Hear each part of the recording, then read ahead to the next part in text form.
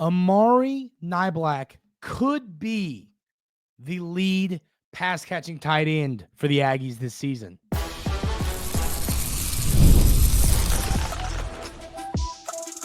You are Locked On Aggies, your daily podcast on the Texas A&M Aggies, part of the Locked On Podcast Network, your team every day. Welcome on into Locked On Aggies. I'm your host, Andrew Stefaniak. Thanks for making Locked On Aggies your first listen every single day. Today's episode is brought to you by our friends over at FanDuel. From the first whistle to the final drive, FanDuel makes the NFL playoffs even more exciting. Right now, new customers can bet $5 and get $300 in bonus bets if you win your first bet. Visit FanDuel.com to get started. On the show today, ladies and gentlemen, we're going to talk a little bit about I can't get over the fact. I absolutely cannot get over the fact that A&M is struggling with the free throw line. And I want to talk about what has to happen for this team to be better. Got a big week of basketball. So we'll talk about that in segment 3. We're going to talk a little bit about how good this offense can be for the Aggies next season. On the gridiron, the rushing attack can be elite. We're talking about the rushing attack, and I think it's going to be dominant. I think it's going to be elite, and I'll tell you why. But we're going to start the show talking about the most recent addition to this football team via the transfer portal, and that is tight end Amari Niblack, who comes over from Texas. Amari Niblack was a player that played at Alabama for a couple years and then makes the move over to Texas last year. Does not play a massive role there. He has 5 catches for 33 yards last season. Now you got to remember, you had Gunnar Helm, who was one of the better tight ends in college football at Texas. So it makes sense. You know, I think that, I don't think Niblack was a better player than Gunnar Helm. Of course, it makes sense why he was behind him in the rotation, but I think he's a player that can be really good in college football. And I'm hoping that now making the move over to play for the Aggies, which you don't see the whole, rivalry transfer happen a lot, which it'd be even more fun if Niblack was awesome for the Aggies next year. But, at Alabama, in 2023, he caught 20 passes for 327 yards and 4 touchdowns.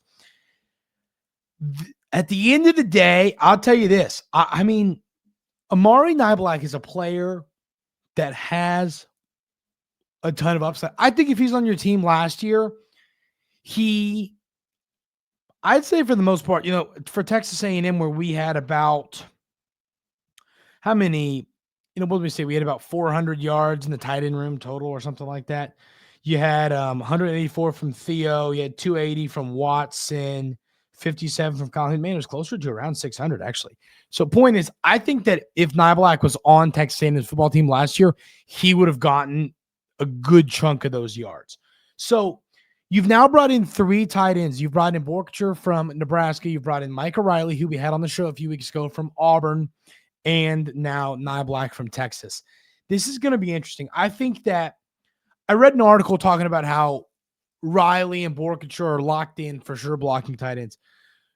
Borkature is without question a blocking tight end. I think Micah Riley's the one that has more upside as a pass catcher. But I think that right now, Theo and Amari Niblack are your tight ends that have the most upside to catch passes on this team. I'd say then it goes after that. Then Riley and obviously Borkature. I bet he catches a pass or 2, but I think he's out there mostly to block. So, the athleticism for Amari Niblack is without question there and then some. I think that he is a player, at 6'4", what is he, 245? Why is his name not loading? 245 pounds, 6'4".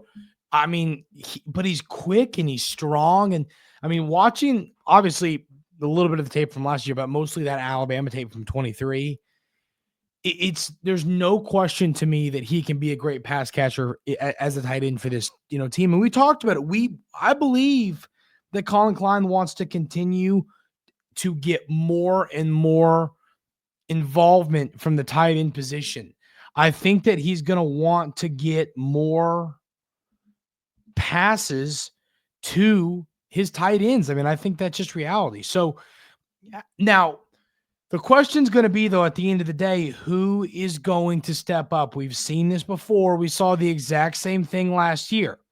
How often can we get, a bunch of players in the portal? You need one of them to work out. I mean, you brought in Watson and Calhoun and all that. I mean, you bring in all these players, but I mean, I think Watson was fine, but you need someone to step up. And I think that Niblack can be this guy that really does step up for this Texas A&M offense. I think that he has the ability to be a dominant pass-catching tight end. So a lot of Texas fans are going to say, well, I mean, he didn't do anything for us. He was behind Gunnar Helm. I mean, Gunnar Helm is, I think, one of the best tight ends in college football, if not the best tight end in college football. Like, it'd be darn tough to overtake him. I mean, I don't see that happening. So I think that's why, to me, Niblack comes over, and people are going to try and tell you why he's not going to be that good. That's just reality, and I understand it. Part of being fans. People, well, he came from our team. We got to tell y'all how he's not going to be good. But I'm just telling you, this kid has that explosive upside in the tight end room, and I think that he can elevate this Texas A&M tight end room that, once again, Colin Klein wants to get more involved. Now, so think to me, and this is where it's going to be interesting, Theo Mellon-Nordstrom and Amari Niblack, I think, are the two guys that are going to make or break this Texas A&M tight end room. Because I think Mike O'Reilly, I believe he can catch passes. I believe that he's going to be a great blocker for us. Borkacher, I think he's a darn good blocking tight end. I mean, a darn good. See, that's the thing. I mean, I think a lot of people are like, oh, blocking tight end, who cares? They're valuable, especially for us. I mean, we're getting ready to talk about how dominant this rushing attack is going to be. I mean, having a dominant blocking tight end in a rushing offense with the great attack like we have in that aspect of the game is incredibly important. So, I mean, I think that without question, all these guys are going to be involved, but I think that Theo and Amari Niblack are going to fight for that. Who is the tight end one when it comes to pass catching? I think that it's going to end up being Amari Niblack. If I had to guess right now, that's where I would put my guess. But I mean, I don't think that there's any way in the world that you can sit here and say that that's a guarantee. I think Theo has a lot of upside. I mean, we talk about the way this room sat before Niblack committed yesterday. I kind of thought that Theo was going to be the guy, and then you have Riley who's going to catch and passes as well, and then Borkacher who's going to be your blocker. Now I kind of think that, I mean, right now, if you asked me, if you said, Andrew, right now, who leads this tight end room in receptions, yards, touchdowns, I would say Niblack for all the above. The film got me really excited. He is my favorite type of tight end, which is an athletic one that can go out and really dominate in the passing game. I mean, I think that Borkacher, we know who he is. We've seen 3 years of him or 4 years of him, whatever it was in Nebraska. I forget. I think it was 3. We've seen it. We know what he is. Riley, his upside, it's kind of what he said when he was on the show. I mean, his upside is he knows what's there. We haven't really seen it. There was not a ton of snaps at Auburn. I mean, just a few. And I think that, what he is, we're still to be seen. He's got a lot to prove, and he talked about that. But, I mean, we don't really know what he is because we haven't seen it. But, Niblack, that film from 23, especially at Alabama, proves that he can be this dominant force of a tight end. Then you've got the young guy, Armstrong, as well. I think this tight end room, I felt good about it before Niblack committed, and now I think it's going to become another position where it's a genuine strength of this roster. I mean, it's hard. I feel great about quarterback and running back, receiver, tight end. I mean, this offense can be elite next season. I know a lot of people are going to gripe about Marcel Reed and all that. This offense, with these great tight ends now and all the improvements you've made to your offense in the portal, this offense can be dominant next year, and I'm really fired up to see how it's going to work itself up. So let me know in the YouTube comments, is Amari Niblack going to be the pass-catching tight end one for this Texas A&M football team? And give me a number. Can he eclipse 500 yards? What type of season do y'all foresee him having next year for the Aggies? Let me know that in the YouTube comments. I want to talk a little bit about how good this rushing attack can be, because I think it can be pretty darn good. We'll talk about that coming up right here on Locked On Aggies. But first, I want to tell you about our friends over at FanDuel. From the first whistle to the final drive, FanDuel makes the NFL playoffs even more exciting. Right now, new customers can bet $5 and get $300 in bonus bets if you win your first bet. That's $300 to keep the action going. The FanDuel app is easy to navigate, and the variety of bets keep everything in every game exciting. Plus, when you win, you get paid instantly. No waiting around for your winnings, whether you're betting on your favorite team or just looking to add some extra excitement to the playoffs. FanDuel has you covered. Just visit FanDuel.com to join today and get started with $300 in bonus bets. That's FanDuel.com. Make this playoff season unforgettable with FanDuel, an official sportsbook partner of the NFL and, of course, the Locked On Podcast Network. So one thing that helps me wake up with a smile every single day is the thought of how good Texas A&M's rushing attack is going to be next season. I mean, I think that this, and when I say this rushing attack, we are not just talking about the running backs. I mean, I think that, Marcel Reed plays a big role in it too, but I mean, I'm just telling you, you pull up the stats from last season. I mean, Texas A&M's rushing attack was really darn good. I mean, let's pull up the exact numbers so I can tell y'all what it looked like. When it came to rushing offense, the Aggies were second best in the SEC, 195.5 yards per game, 27 touchdowns on the ground. So we saw some other teams with more rushing touchdowns, but I mean, the yards on the ground were really, really darn good. That's 4.8 yards per carry. I mean, you'll take that number as well. But I think that this rushing attack can be even better next year. So, I think that knowing that you're getting back Le'Veon Moss and Reuben Owens, you're bringing in these freshmen, and then you've got Marcel Reed to come in and just really run the ball well for your team. I guess if I was making a bold prediction right now, but I'll be honest with you, I think bold predictions are one where it's like, well, you never know. To me, I feel utterly, incredibly confident in this fact. I think Texas A&M is going to have the best rushing attack in the SEC next season, and I think they're going to have a top 5 rushing attack in college football. The passing attack, those of you that listen to Locked On Aggies every day, you everydayers, I mean, y'all have heard me say I have my fair share of question marks and concerns with the passing attack. And I'm not saying it's not going to be good. What I'm saying is you have to see more development out of Marcel Reed. The rushing game, regardless of how Marcel Reed develops as a passer, we know is going to be good. So, I mean, how many yards could this attack rush for? I mean, last year, you, of course, had a total of 2,545 rushing yards. You got 765 from Moss. He would have gone for 1,000 had he not gotten hurt. You got 661 from Daniels, 547 from Reed, 207 from Smith. You got 102 from Terry Bussey, 100 from Wigman, 66 from Reuben Owens. I mean, you got rushing yards from all over the place. And I think that the reason they can be even better is we know that the offensive line, we think, is going to be another unit to take a step in the right direction. On top of the offensive line being good, we think that these running backs should be better. I mean, I think that Le'Veon Moss is one of the best he's a top 3 running back in the SEC. And Reuben Owens has the ability to be an elite running back in the SEC. We talked about this. I mean, we don't even know who Reuben Owens is yet. We saw him as a freshman. We know that he was able to take that jump. We thought he was going to take that sophomore jump. And he gets hurt. Gets the injury, has surgery, comes back. At the tail end of the season, you see him play in 2 games. He plays in the bowl game. He plays in the Texas game. He gives you 4.1 yards per carry on 16 carries in his short time back on the field, 1 reception for 6 yards. To me, there's no doubt in my mind that Reuben Owens is an NFL type of running back. He's a player that can have a dominant year for the Aggies.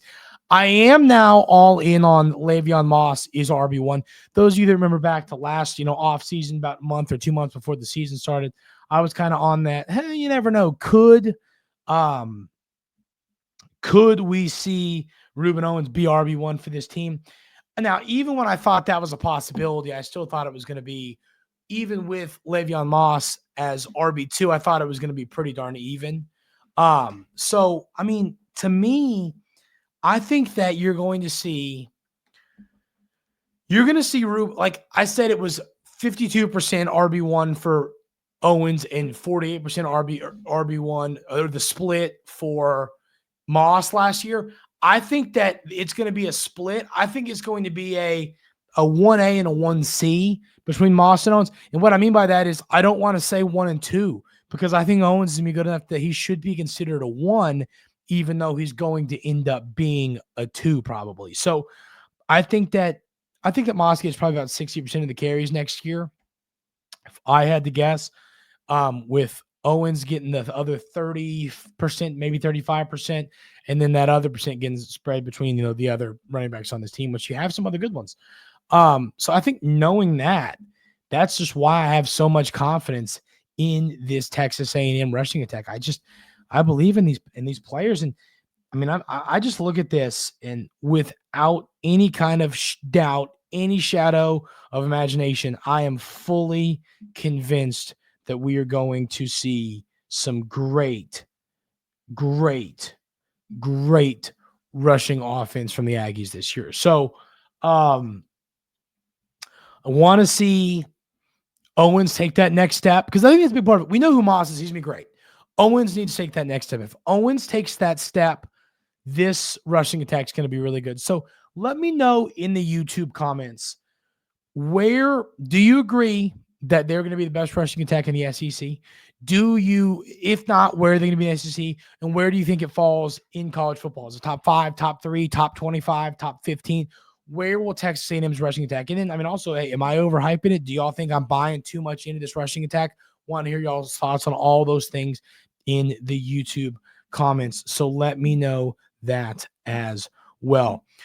So I've got a few more things to gripe about with the basketball team, and we'll talk about that. We'll get into it coming up right here on Locked On Aggies. But first, I got to tell you about our friends over at Prize Picks. This message is brought to you by Prize Picks, the place to get real money sports action with over 10 million members and billions in winnings. Prize Picks has changed the game in daily fantasy sports. Whether it's the playoffs or regular season, Prize Picks has made it easier than ever to win big while enjoying all of the football action. Now it's playoff time, and there's no better way to get in on the action than with Prize Picks. Here's how it works. You simply pick more or less on at least 2 players, and if your picks hit, you can win up to 1,000 times your cash. That's right, 1,000 times your money just by making a few simple picks. There's a lot of things that I'm buying in on this weekend in the NFL. I think that the Bills are going to go down to beat the Chiefs, and I think to do that, you're going to have to see big games from James Cook and Josh Allen. So I'm taking the overs on all of those players on Prize Picks. Ready to run your game this football season? Download the app today and use code LOCKEDONCollege to get $50 instantly after you play your first $5 lineup. That's right, $50 just for playing. Don't wait. Take your game to the next level with Prize Picks. Prize Picks, run your game.